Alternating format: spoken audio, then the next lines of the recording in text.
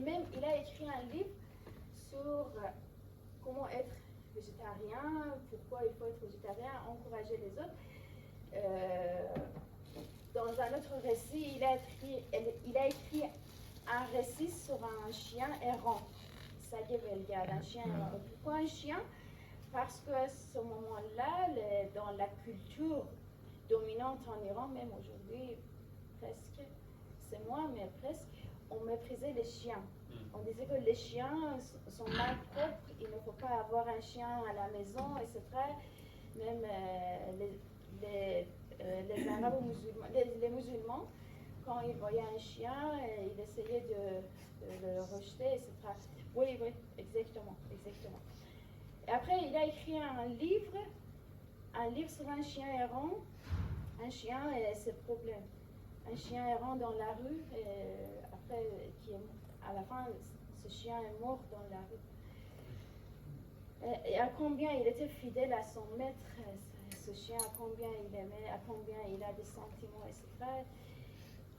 Contre cette culture, contre le chien, il a écrit. Et je ne sais pas si ces jours-ci vous avez écouté la chanson sur la révolution femme du liberté.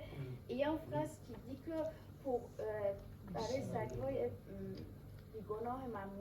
pour les chiens innocents est interdit. D'accord? Pourquoi le mot chien? Oui, si vous écoutez cette chanson, vous arrivez à cette partie où le chanteur, un jeune homme iranien, Shervin, un jeune homme iranien, il a 22 ans maintenant, il est trop jeune, il parle des chiens parce qu'il voit les chiens aussi dans un pays où personne n'est heureux, même les chiens, personne n'est heureuse, même les chiens souffrent. Oui, c'est très intéressant. Après, pour Sader Hedayat, j'ai lu le livre de Monsieur Mashallah Ojdani. Il est à Paris. Il a écrit un livre en persan sur Sader Hedayat. Et son œuvre majeure, Bouffakour, La chouette aveugle, et nationalisme. Désolé, c'est en persan, nationalisme, on dit en français nationalisme, oui. Ça veut dire la relation entre les idées de Hedayat et nationalisme. Ça veut dire revenir vers notre identité perse, aller vers l'avant-islam, etc. Et malheureusement, il n'y a pas de diapo pour vous montrer. La chute aveugle est traduit, ce livre est traduit en français, vous pouvez le lire. Je vous raconte l'histoire. Après, vous allez voir à combien l'image est cachée, ça veut dire c'est énigmatique. C'est M. Mashallah Ajdani qui a dénoté, qui a essayé de montrer, de nous donner des codes qui nous parlent de l'Iran avant l'islam et après l'islam. Bouffakour, la chute aveugle, a deux parties. Je ne sais pas si vous avez lu ou non. Oui. La première partie, c'est l'histoire d'un homme qui est artiste, qui dessine l'image d'une femme, une belle femme, impeccable, sur les trousses en bois, les trousses en bois. Il dessine l'image de cette femme sur les trousses, sur les vases, partout. Et un jour, c'est un peu symboliste, ouais, il arrive à la maison et il voit que la femme est sur le lit. Elle est sur le lit. Après, ce qu'il fait, c'est il prend un couteau et il tue cette femme.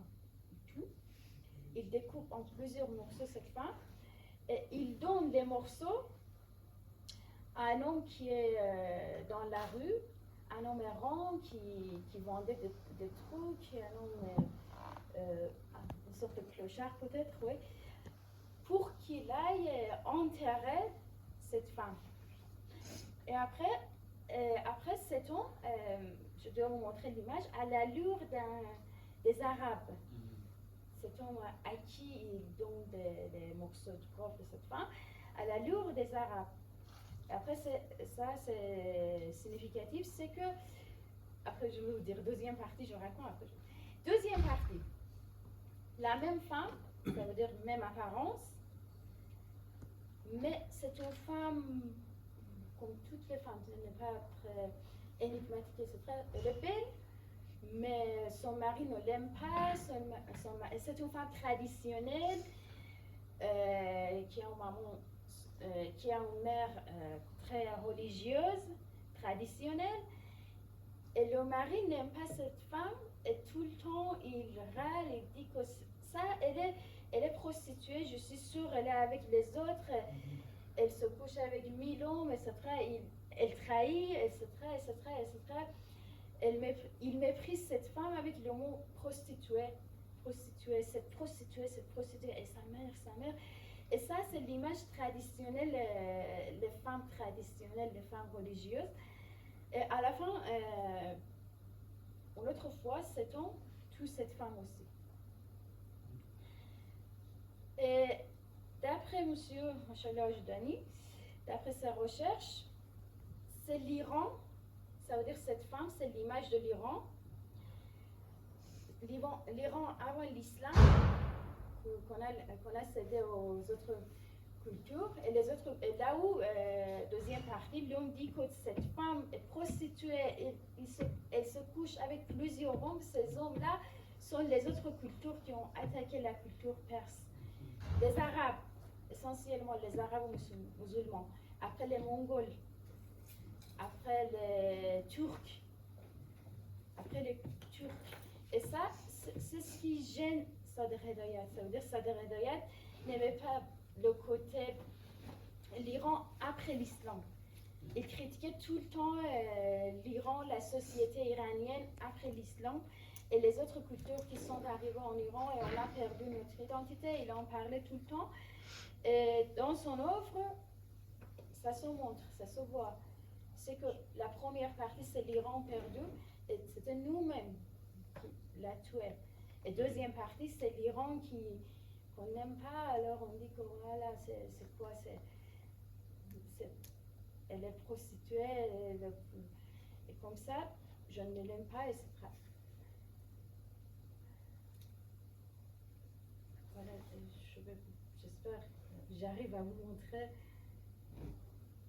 Et la troisième personne, sur Sadr Hedayat, oui, j'ai oublié de vous dire que Sadr Hedayat, même, il a appris les anciennes langues de l'Iran, la langue de l'Avesta, la langue pahlavite, les langues pas seulement persantes, mais aussi les autres langues qui existaient dans l'Iran ancien. Et après, c'est pour ça qu'il est arrivé à connaître, qu'il est arrivé à faire des études, à connaître l'Iran.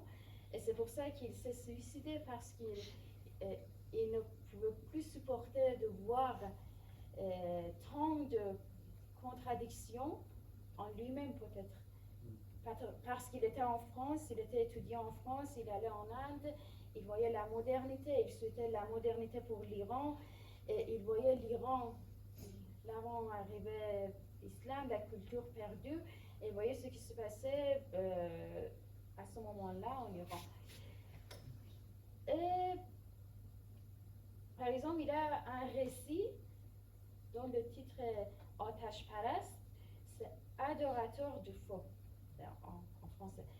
Adorateur de feu, Atash Parast, c'est l'histoire d'un homme qui rencontre un Français, et ce Français connaît très bien les Zoroastriens. Et pour cet Iranien, c'était bizarre à combien il était.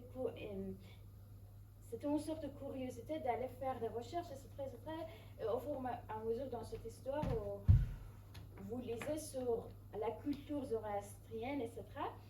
Et il y a une phrase très intéressante dans ce récit, c'est que comment malgré tout ce que les musulmans ont fait pour détruire la culture persane, la culture zoroastrienne, les zoroastriens en Iran ont arrivé aujourd'hui, ça veut dire au temps de Hedayat, en 1910, ont arrivé aujourd'hui à continuer leur culture.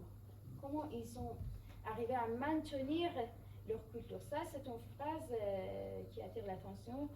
C'est vrai, comment, malgré tout ça, malgré les oppressions de cette culture dominante, les Iraniens ont arrivé à sauver la culture.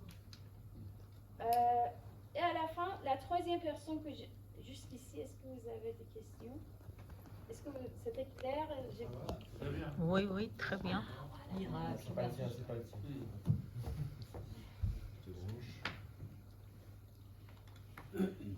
Alors, je continue ou vous? Oui. D'accord.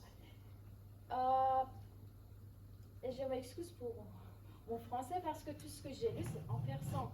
Vous savez, malheureusement, la plupart des articles, des livres, etc., les recherches sont en persan ou en anglais. En français, je ne sais pas pourquoi en français, on ne trouve pas trop de choses. On n'a pas traduit, on n'a pas écrit en français. C'est pour ça que,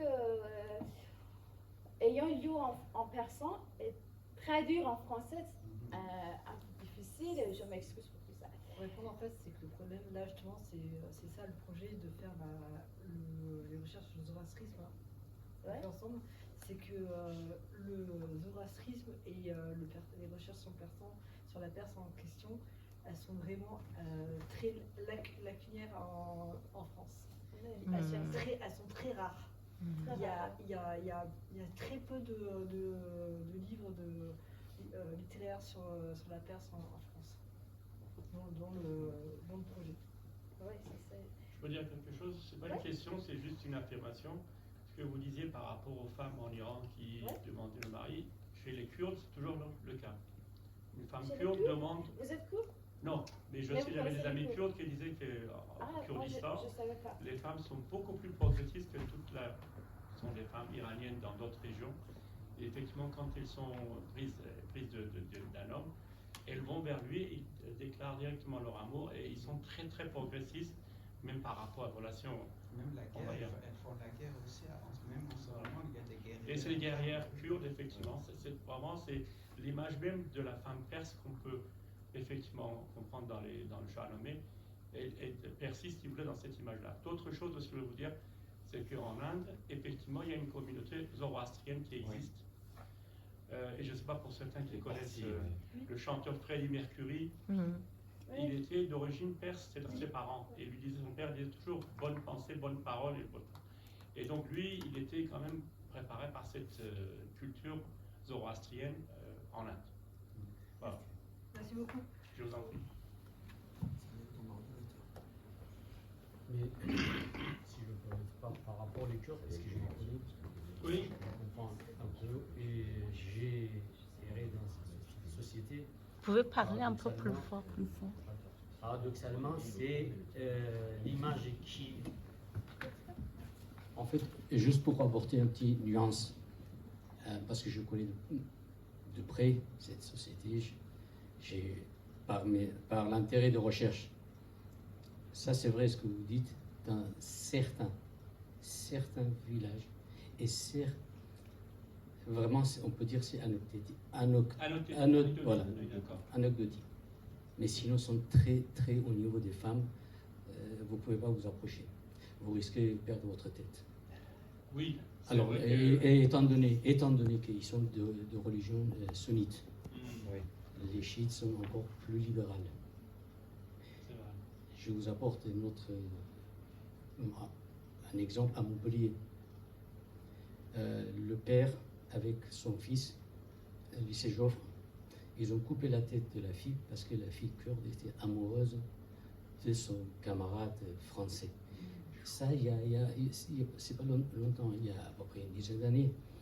C'était à la une des jours, le Midi Libre. Donc, vous ne pouvez pas vous approcher. Ça, je peux vous le garantir. C'est un peu l'image qui est idyllique qui ont été vécue. Mais après, en Kurdistan de l'Iran, parce que j'ai vécu, c'était différent. Parce que moi, j'ai vu les femmes qui avaient vraiment des très grandes décolletées, même juste après la révolution, et personne ne regardait. Et que les femmes et les hommes ne sont pas séparés en Kurdistan. Ils vivent ensemble. Ça, c'est quelque chose qui est l'islamisation qui est apportée, que ça soit chiite ou sunnite. Mais en Kurdistan de l'Iran, c'est pas pareil. Mais pour les autres Kurdes de Turquie et tout ça, je ne sais pas. Ce que vous dites, c'est pas faux. Mais je vous donne un autre exemple encore mieux que ce que vous avez, parce que j'ai vécu en Kurdistan, j'étais parmi les, j'allais pour mes recherches parmi les soufis. Vous oui. savez, les derviches et tout ça, j'ai tourné avec eux. Enfin, je vous donne d'autres images. C'est en Guilan, nord de l'Iran. Les femmes sont vraiment organisées, vous le savez très bien. Mais là aussi, encore, il y a une limite à ne pas dépasser. Vous voyez? Donc il faut voir avec des nuances, c'est pas idéalisé. Oui, dans le nord, C'est- les femmes... Et à l'époque, avant la révolution, partout en Iran, même en Baloutchistan, les femmes étaient comme ici. Vous le savez, en Iran, ceux qui ont fait la révolution, ils portaient des mini-jupes. J'ai des photos, les révolutionnaires, c'était avec des mini-jupes. Et mes camarades de classe, nous-mêmes, voilà, et vous-même, Oui, vous en bien êtes sûr. l'exemple vivant de révolution, voilà, des Iraniens. Bah, en fait, dans le nord, ce qui est intéressant, c'est que les femmes participaient toujours par rapport à l'économie de la famille. Parce que les femmes au nord de l'Iran, ils travaillaient dans les rizières pour le thé et tout ça, étaient toujours actifs. Donc, Et les femmes kurdes, pardon, pas kurdes, iranaises, parce que j'ai aussi, par contre, j'ai vécu pas mal au Iran, tout ça, donc je sais très bien comment ça se passe. Effectivement, les femmes qui allaient dans les rizières et autres ne portaient pas de tchador, parce que c'est absolument pas possible de porter. Ils avaient toujours leur petit bébé derrière. Et donc, par ailleurs, les hommes étaient toujours, depuis toujours, on dit toujours que les rachtis, enfin, c'est une façon de faire péjorative, ils sont un peu pas laxistes par rapport à leur femme. En réalité, c'est parce qu'elles sont très ouvertes par une culture, une liberté de femme. Et une des premières écoles pour filles a été justement en Iran.